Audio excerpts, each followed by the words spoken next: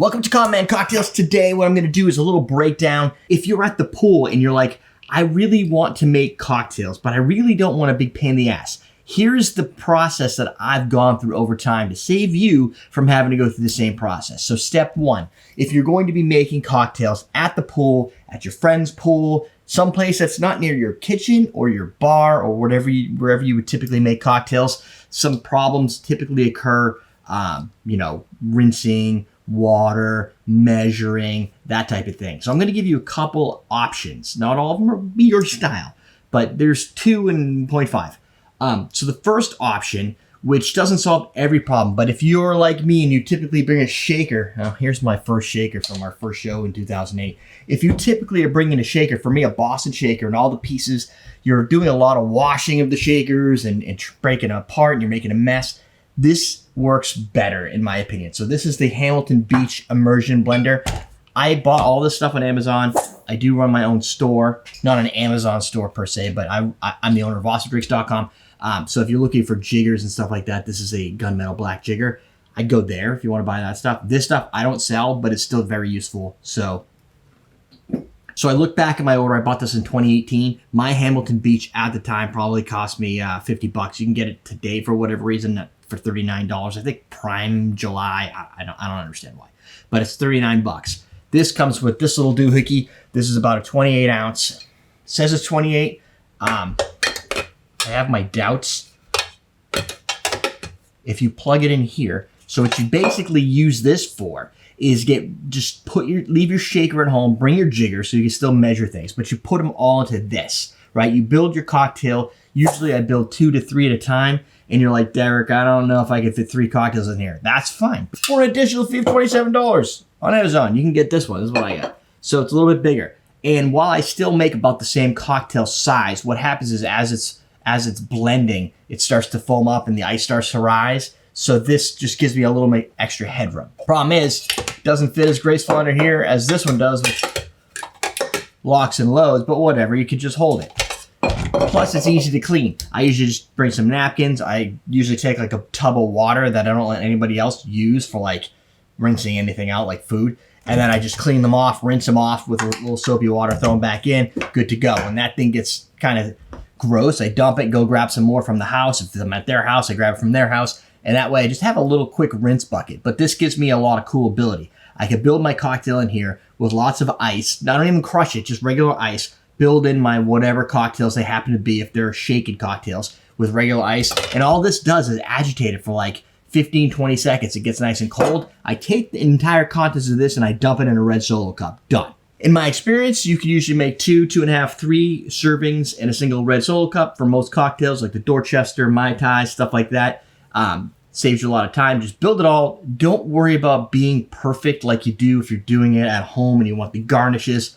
Screw that. You just want to make a quick drink in a red Solo cup, give it to your friends, and they can move on. Premium device for that. So all in all, I think I probably paid about upwards of $80 because I bought a couple of these. And the beauty of having a couple of these is you don't have to rinse them as quick. Plus, you can have, I don't know, in my case, my son preps one of the drinks while I'm finishing the drink and building it. That way we can get through a lot more people at the pool, and it's cool. Another device kind of fits this a little bit.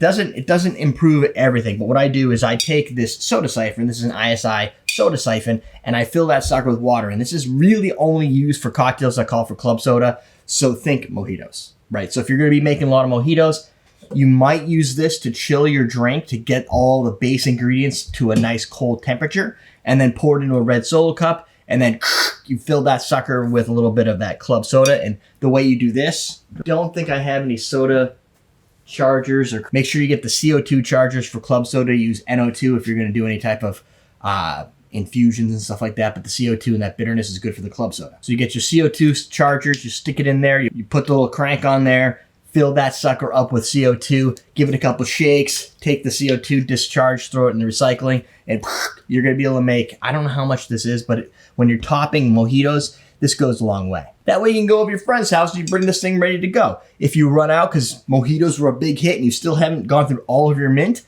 then you just go find a hose or use their filtered water if they have it and fill it up and start over. Just bring some extra chargers. The chargers are short money out on Amazon. You can get those in usually big boxes. It's be nice and easy, and you can save them for as multiple parties, multiple poolside trips. Now, what's the next ingredient? How did I upgrade my game?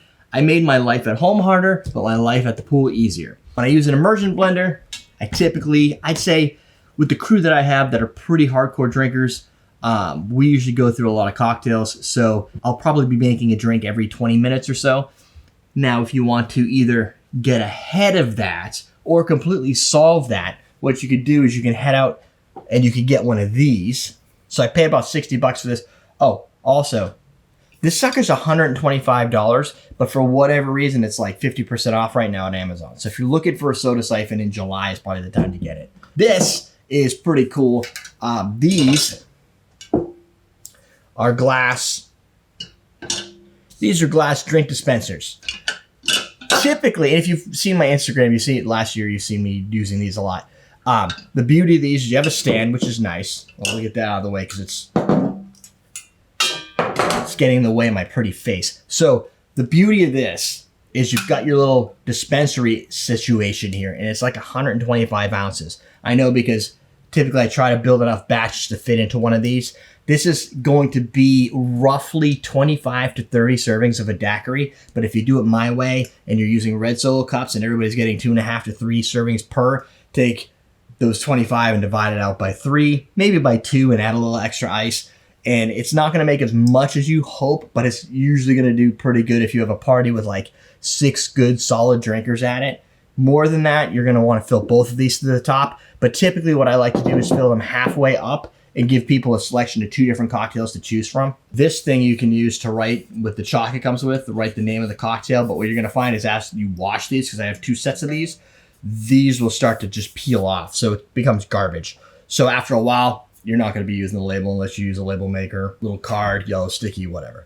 But they're really cool because that way you can build all your cocktails and do the pain in the ass juicing and mixing and all that stuff at home. And the way I would typically do that is I would fill this sucker up with my beverage. So it's I usually do the spirits last. I'll do the juices, the syrups, get all those in there, and then I'll add like the bottle of rum or 2 bottles of rum or whatever it is if you're doing like a daiquiri. Fill it up to the top. I usually put a handful of ice, no more, and I give it a good shake, cool it off. I test the balance to make sure the drink came out okay by just pouring a couple for myself. You got to loosen this in order to pour it, otherwise science happens. Kind of get that ratio right. Make it stronger than you expect because you're going to be diluting it down. So what you would do is you put this out for display for people to make. They put ice in the red Solo cup. They stick it under there. They pour it.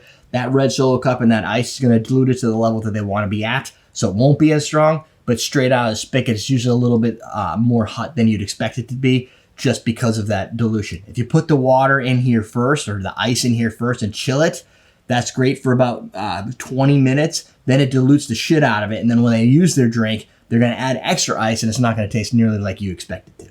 So there are some tips for you if you're going to be working at the pool, you're going to be making cocktails. You can either make them on demand like I used to do with the Hamilton and still kind of do when there's not a lot of people. But if you're going to have a larger party, batch these suckers up, bring them ahead of time, or a combination of both. You fill one of these up with margaritas. By the time this is done, now people might be asking for some seconds, some extra stuff that you might have brought. Now you can build them on demand, but at least you get to sit at the pool for a while before you had to do any work. So there you go. That's it. We're teaching you how to drink.